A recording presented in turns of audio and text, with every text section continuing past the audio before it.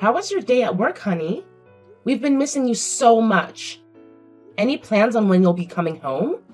I'm really sorry, but I can't make it home tonight. You should go ahead and get some rest now. Are you working late again tonight? I've noticed you haven't been getting much sleep lately.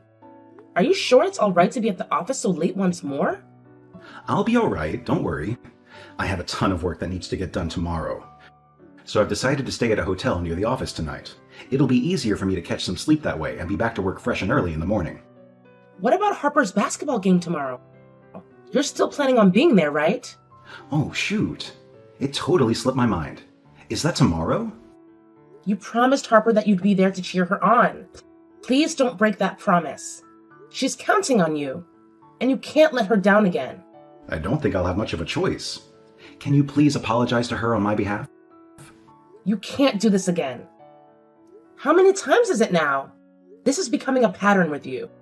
You make promises to Harper, like being there for her school play, and then you cancel at the last minute. It's not fair to her. And it's not fair to me either. I know. I feel awful about it too. I really can't make it tomorrow, though. Please let her know that I'm sincerely sorry. Lately, all you seem to do is isolate yourself with work. We hardly get to see you anymore. Can you please make an effort to be home on Saturday? Can't someone else handle the workload just this once? My company is smack in the middle of these intense business negotiations lately, and it's been consuming our focus day in and day out. I've been juggling a lot, and tomorrow is literally my only shot at getting my regular work done. Remember when I mentioned this to you? Well, here's the deal. One of my colleagues is giving it their all to snag the same promotion I've been eyeing. It's creating even more pressure on me. I'm telling you, I've never been busier in my life. I really need you to understand where I'm coming from on this. This colleague, the one you told me about before, is like my rival now. I can't afford to lose to him. If I take a day off amidst these crucial negotiations, it's almost guaranteed. I want to talk to you about Harper. She's been incredibly dedicated to practicing for this game, and she's genuinely excited to demonstrate all the hard work she's invested. It's heartwarming to witness her enthusiasm. I can honestly say I've never seen her this excited about anything before. I don't think you fully grasp the impact it would have on her if you don't show up. It would be really disheartening, and she would feel let down. I'm stuck between a rock and a hard place here. Tell me, what do you expect me to do? I understand that Harper will have other games, but this promotion opportunity might be my only shot. I need to prioritize it. I promise. I'll make it up to her and be there for the next game without fail. How many times have I heard that from you? Not once have you made it to any of her games. I get it. Work is important and all, but you've been neglecting your responsibilities to our family. You haven't shown up for a single school event.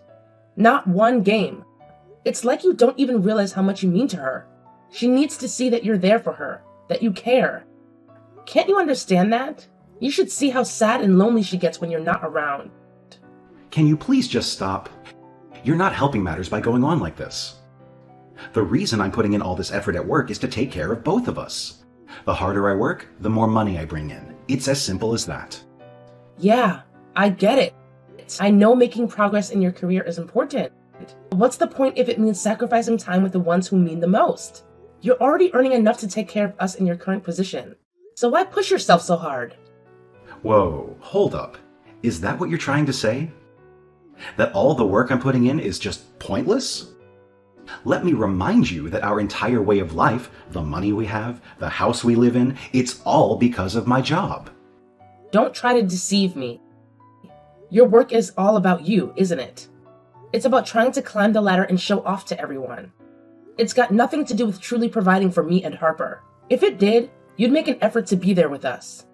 If you keep making your work the number one priority all the time, one day you'll wake up and realize just how distant you've become from your own family. Distant? What are you talking about? Do you even realize how Harper sees you as her parent? How can you expect her to feel any affection towards you when you constantly break her promises and never bother to be at home?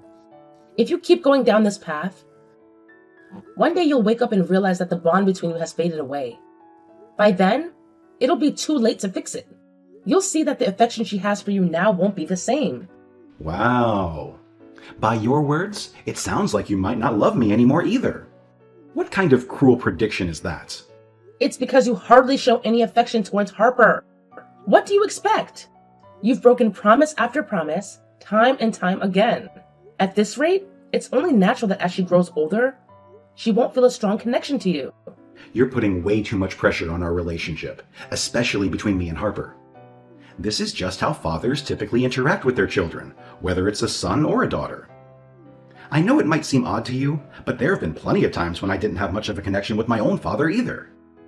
I get it. As adults, we naturally talk to our parents less when we have our own lives and families. But Harper is still young, and she doesn't understand why her own father shows so little interest in her. It's leaving her with the feeling that you don't truly love her. If things continue like this, the gap between you will only grow wider as she gets older. And it might happen sooner than you realize. You could say that's a good thing, though. She needs to be independent someday. Why are you so indifferent? Haven't you seen those stories about people passing away all alone because they're completely disconnected from their families? If you keep going down this path with Harper, you might end up in the same boat, left with no one by your side. Oh, come on. That's a really dramatic conclusion to reach. And it'll never happen like that with me and Harper.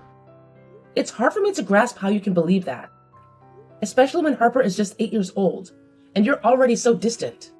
If things continue like this, in 10 years, she might not have any interest in you at all. How can you be okay with the idea of not having any kind of relationship with your own daughter? Of course I'm not okay with that. I do want us to have a good relationship. Really? If so, please think about what I've said. Think about your relationship with Harper and your behavior towards us as a family. I'm not at all saying that you should give up on your dreams and ambitions with your career. Please try to find a balance that allows you to spend a little time with Harper. No, I understand. Maybe I have been a bit too single-minded about work. I promise I will make more of an effort to be there for Harper's games. I'll try to set aside more time to be with the two of you. Thank you. I will tell Harper that you won't be able to make it to the game tomorrow morning. Will you at least mind calling her before the game to wish her luck? That way, she at least hears from you. But I know your encouragement would mean the world to her. Yeah, I can do that. What the hell? Why are you blowing up my phone? I told you not to contact me while I'm at work. I'm in the middle of an important meeting. I'm sorry, but it's an emergency. Something terrible happened. Harper was hurt in an accident. You need to come to the hospital right now. What happened? Is she okay? Someone on a bicycle ran into her. Are you kidding me? It was just a bicycle accident? Don't contact me about this kind of thing unless it's serious. But she was bleeding. Yeah, that happens in minor accidents, the same as major ones. You are totally overreacting to a bicycle accident. These things happen. I'm telling you, it wasn't just a bike accident. If you would just listen to me for a second, you need to come to the hospital. I'm not leaving work for something as small as this. Do not bother me at work for this kind of thing. I have to go back to the meeting now. You can take care of this yourself. No, wait. Please don't ignore me. You don't understand. I'm finally done working for the day. I'm sorry about earlier. Like I said, I got your calls in the middle of an important meeting. I thought something major might have happened. I'm heading to the hospital now. How is Harper doing? Don't bother coming. You've said and done enough. The last thing I want right now is to have to see your face. Come on, don't be upset with me. Maybe I shouldn't have said what I did. But I've asked you not to bother me at work. Yeah, right. I interrupted your big important meeting. Was it really so important? It really was. That's why I got so angry. How far I can go in my career depends on the success of every business meeting. Is it so impossible to put our daughter first? Even once? What exactly would you have me do? Drop everything for every single phone call or text? Regardless of the time or of the situation? Should I have ignored a meeting that's critical to my career for the sake of a bike accident? That's what I was trying to tell you. It wasn't just a bike accident. But your work takes priority even over our daughter's life, right? Oh, please. Her life? You're blowing this way out of proportion. Harper was seriously injured. She's in critical condition right now. Wait, what do you mean she's in critical condition?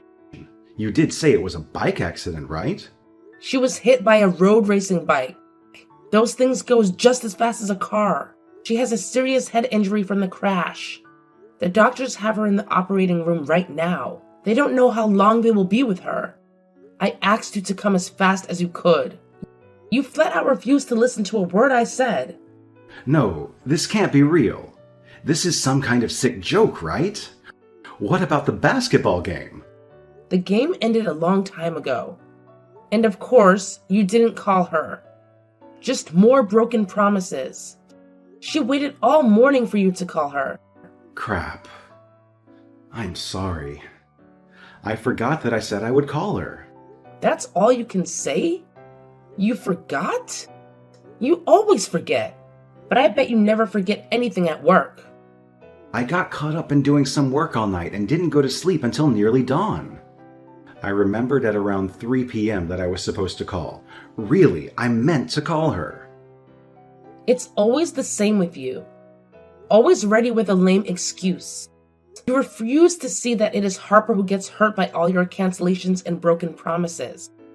She was fighting back tears when we left for the game. I wanted to be there. I was planning on going to one of her basketball games as soon as I had a little free time. Stop making excuses.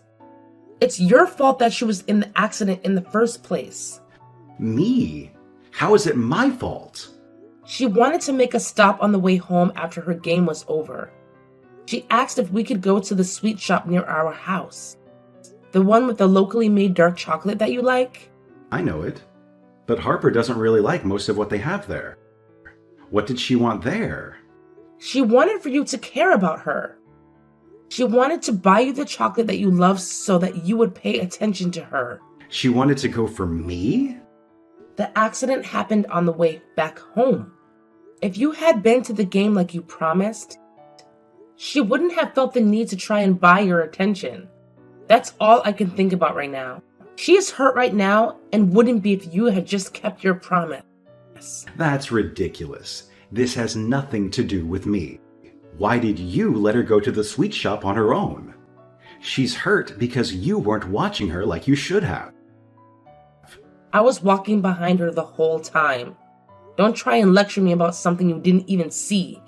The bike rode straight through a red light without ever slowing down. There was nothing that I could have done. Believe me, I wish there was. And let me guess. Next, we're going to say it was Harper's fault for wanting to go to the sweet shop in the first place. You should have at least held her hand. Who lets a kid her age walk by themselves? She's not a baby anymore. You might have noticed that if you had anything to do with raising her, and since you have never taken part in raising her, you don't get to say things like that to me.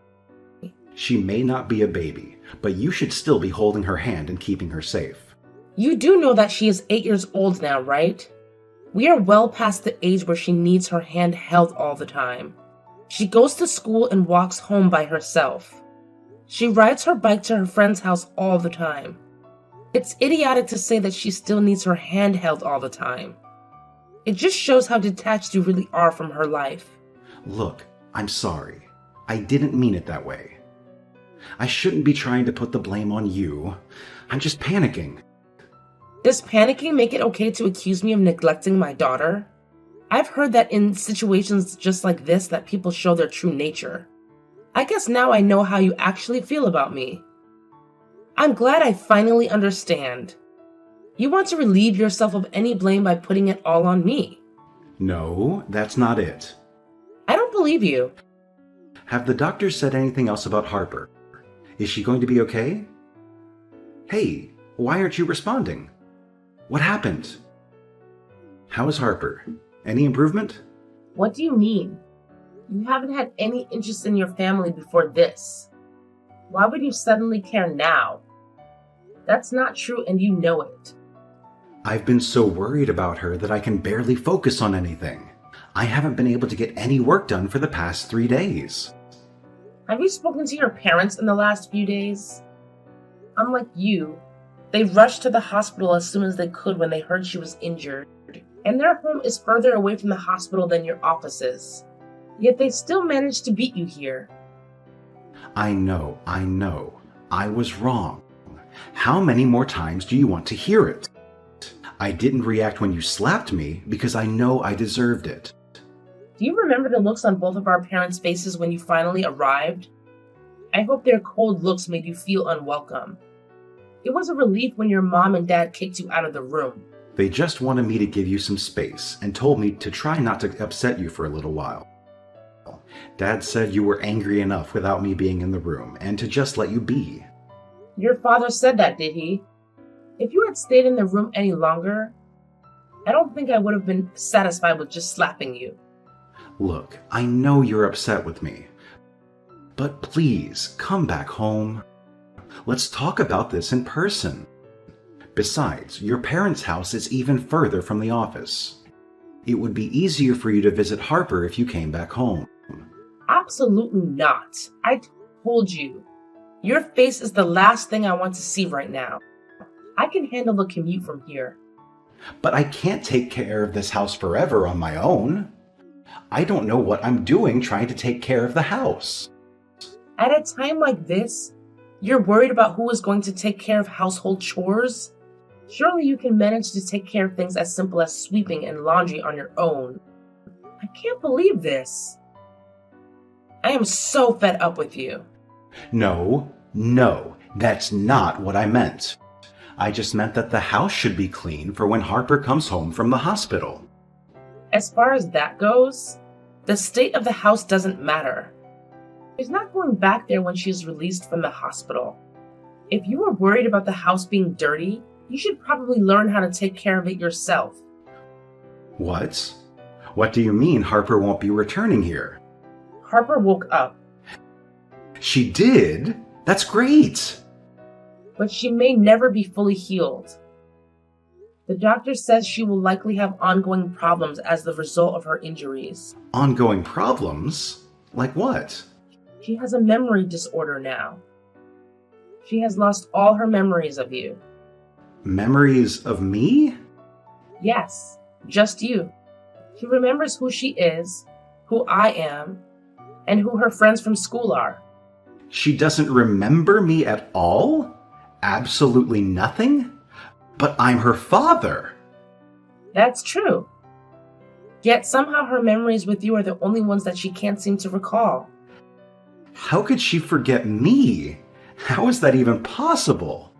I don't know how people's brains work, but according to the doctors, it does apparently happen sometimes. People lose specific memories while keeping others. But the memories can return, right? There have to be cases where a person's memories come back after they lost them. I have no idea. It could turn out to be a temporary thing, and her memories gradually return over time, or it could be this way for the rest of her life, and her memory never returns. But this doesn't make sense. How can she only forget one person? Her own father? Doctors say they can only guess, but I think it's because she's been hurt by you so many times. I think forgetting you is a way that Harper protected herself. What the hell does that mean? If she doesn't remember you, then she doesn't have to feel the pain of thinking that you don't care about her. She doesn't have to feel the hurt and sense of betrayal that your absence and broken promises cause. Yes, it means she loses her memories of you and won't feel any affection toward you. But she also doesn't have to deal with your rejection anymore. Betrayal? Did I really hurt her as bad as that? To the point that she wanted to forget about me? Honestly, I don't know. It's only a guess. But it is strange that, out of all the people she knows, you are the only one she forgot. To be honest, I wish I could forget about you too. What are you saying? Please, don't joke like that. It's not funny. Who said I was joking? I've already been in contact with an attorney. He's beginning the process of filing for a divorce. Wait, now you want a divorce? I can't do this anymore, Lucas. I can't even look at you anymore, not without thinking about how Harper getting hurt in so many ways. The only feeling I have left for you is disgust. I don't understand. You don't love me anymore? I don't. And I can't continue living my life with you. Please, don't say that. I can make it up to you. I'll be better than I have been. A better man, a better husband, a better father. I swear I will. I never should have left you and Harper alone so much. I realize that now. How many times did I warn you this was coming? How many times did I beg you to see? You can say you're sorry until you're blue in the face. I don't believe you'll ever change. No matter what I said, you never listened. It's too late now. This time is different. I can change. I don't believe you. Harper and I will not be let down by you anymore. Look, I understand how you feel, but divorce is not the answer. I don't want to live without you. Whether it happens now or somewhere else down the line, it will happen. It would be impossible to fix this. We can't go back to being the family that we were before. Our family will be torn apart. That's not true. I don't feel any love for you anymore. Not after this. And to Harper? You're already just another stranger on the street. The family we were is gone. Please, I'm begging you. Don't cut me out like this. Please don't kick me out of my own family. You were the one that purposefully isolated yourself from our family and focused solely on work. If anyone cut you out of the family, it was you. The inevitable result of your decision to isolate yourself is that your child would forget you. I divorced him not long after that. Both his parents and mine supported me in the divorce, even though he fought me every step of the way. But eventually, our families were able to talk to him into seeing reason and agreeing to the divorce. I received child support money from him every month to help raise our daughter. I heard that ever since he started having to live alone, he hasn't been able to focus on his work at all. His work performance dropped drastically after he lost a fierce competition with his colleague. He fell into depression that started his life on a downward spiral. And he ended up leaving his career behind altogether. Just for Harper, she was released from the hospital and has recently been able to start walking to school on her own again. The doctors were worried that there may be damage to her brain that they weren't able to detect. But so far, she has had no problem returning to her studies. She smiles more and is livelier than she ever was before her accident. She has not mentioned or asked about her father even once. Either she simply doesn't remember, or she is trying not to remember him. It's impossible that she will never remember him at all. But as long as she is happy, that is all that matters to me. That's all I have ever wanted for her. I heard Tom was coming over this weekend. Lisa, are you coming too? Hi, Carrie. Yeah, I'll be coming home too. Coming home? What are you talking about? What? This isn't your home. Don't be saying funny things like that. That's true, but I'm married to Tom, so I think of Tom's home as my own. Is saying coming home that wrong? Of course it's wrong. You're not even my daughter. Just because you married Tom, you think that you're a part of this family? I think of you as family. That's why I'm paying off your renovation loan. I wouldn't be paying if I wasn't family. What are you saying? Tom is paying and you're just a bonus. What?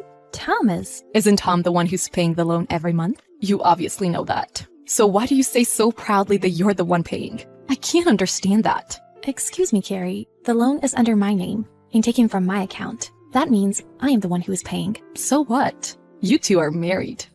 That means you're paying as a couple. That means Tom is paying. Look at you. acting so high and mighty when you live off of Tom's paycheck. Tom's paycheck? That's incorrect. You're being so annoying. I never asked you for your opinion. You're just a stranger to me.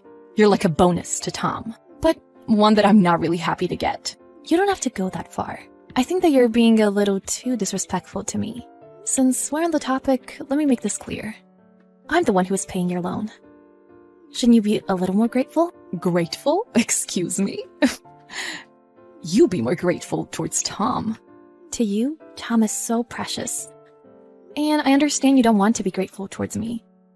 But I'm just stating the facts. I want to be as helpful as I can as a family member. I'm just doing what I can. Can't you understand that? When Tom comes home... Excuse me? I don't care if you or Tom is paying the loan. The loan is a small amount, so don't expect anything in return. The doghouse suits you. To say that? That's unbelievable. I'm going to want to say something back, so I'll stop here. I hope we can talk things out when we come home. Come home? Don't you mean invading our home? Tom, you still haven't told your mom about your job? Huh? What about it? It's not what about it. Your mom doesn't believe me when I say I'm paying the loan for her house. And she told me to sleep in the doghouse the next time we go over. That's funny. The doghouse is awesome. It might be nice, like camping. Are you joking? Will you both stop making me look like an idiot? What? We're not making you look like an idiot. I'm just impressed with my mom's sense of humor. Well, it's not funny to me. Why not? Doesn't matter. Just listen to me. Where are you going today? I'll be back later, don't worry. You don't have an income anymore and you're going out every day? Shouldn't you be looking for a job? Your mom is going to find out. Don't you say anything to my mom. Nobody wants to hear something so bad about their son. I'll tell her when things start to look up. That's all it is, right? So until then, you want me to just stuff it out? I'm doing so much for you. And all I want is to be considered a part of the family. Why am I even paying the loan? I don't need dinner tonight. You can go to bed without me, like always.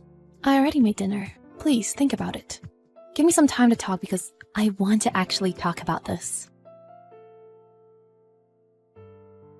What are you trying to do? Kicking me out of the house? Can you please let me in the house? You can't come in the house. Isn't the doghouse enough? You and Tom seem to think that's funny. But to me, it's not funny at all. I'm not laughing. Can you let me in? It's cold. I'm going to enjoy some conversation time with my son. My daughter's family is coming over too, so there's no room for an outsider. So I'm the only outsider? Even though I'm the one who's paying you the most? What are you talking about? You're not paying me. You're just paying off the loan. It's the same thing. So what? It's just a small amount. A small amount? A loan is a small amount? Of course it is. It's just a renovation loan. Why are you acting so high and mighty? When you act so proudly, Tom shivers up. I can't have fun conversations with him. That's because Tom is hiding something from you. Huh? What are you talking about? Never mind. You can stay in the doghouse tonight. Or go home. Oh, so you're serious. You're not going to be grateful at all? You're so stubborn with all of this gratefulness thing. The loan for this house is just a small amount of money. There's no room for someone like you. So sleep in the doghouse. I'll stop paying the loan. It's fine. It's fine. I've had enough of this. I'm going to stop paying the loan then. Well, then, good luck. Good luck with what? The doghouse looks cold, so good luck to you too. I don't need to stay in the doghouse. You seem so confident. So, I'm going to stop paying the loan and go home. Tell Tom he doesn't need to come home. What? What is this? Since he's such a precious son to you, why don't you live with him? I'm going to tell him not to come home. That man has no place at home anymore. What kind of nonsense are you saying? You should be the one to move out. Since it's Tom's house. Excuse me? You think I'll have trouble without that unemployed man? What? Unemployed? I've been paying off our house loan and yours.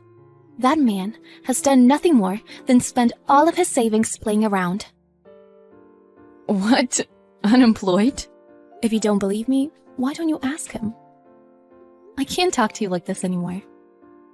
It's perfect because I wanted to get a divorce anyway. Please reclaim your oversized garbage. What did you say? Garbage? You call my son oversized garbage? You're kidding. Quite the opposite. He's playing around without working or having an income. Don't you think he's a piece of trash? I can't believe my son is unemployed. Are you lying to me? I wish I was, but it's the truth. Well, I won't be coming over ever again. Goodbye. Wait a second, Rachel. Is what you're saying true? You're not joking around. So the loan, you were actually paying for it? Answer me! I won't. This is a waste of time. Goodbye. Rachel, do you have a minute? I want to talk. About what? I don't have anything to talk about. I can't live like this anymore. Tom really was out of work and didn't have an income. Plus, the loan was $2,000. I assumed it was about $200. 200? How many years would that take to pay off? You basically redid your whole house, and you thought it would be that cheap? I actually didn't know anything. I thought Tom would take care of everything. Tom has done nothing. I listened to everything you wanted to have done in your house. And I dealt with everything. The only reason you're able to live in the environment that you imagined is because of me, the person you only thought of as a stranger. I didn't know that. I wasn't intending to depend on you. But I won't be able to pay the bills next month. I've learned my lesson. Excuse me, what? I'll respect you a little more from now on. So you can return now. Start over with Tom. What are you talking about? Jeez, you surprised me so much that you threw me off. Huh? What? Tom and I already got a divorce. We're not starting over. Did Tom find a job anyways? Not yet, it seems like. Then why would you think I would want to start over? There's no way we can start over. I feel so free after getting a divorce and not having to pay an extra $2,000 a month. But I needed you. I'll even make Tom work hard. Won't that do? Why are you panicking so much and asking for my help? Sorry, but I'm going to ignore you. You didn't even listen to me. And tried to make me stay in a doghouse. I feel bad. It's too late to say anything now. Give up. I hope you're able to pay off your loan. Well then, good luck with your oversized garbage. Please don't say that. Don't abandon me, Rachel. It was our bad. Of course it was. Did you learn that unreasonable people will always get hurt? We're now complete strangers. Good for you. You always said we were strangers. I might have to give up my house. My condolences. It's your fault, so it can be helped, can it? Don't ever contact me again. It'll only be a waste of time. Even if you lose your house, you can always sleep in a doghouse. After that, the mother-in-law, Carrie, contacted Rachel a number of times and pleaded for help, but Rachel completely ignored her. In the end, she lost her house due to failing to pay the loan, and they ended up homeless. If only she had been grateful and thought about her actions. That's what she's regretting. But it's too late to regret anything now. It seems she finally realized she was wrong.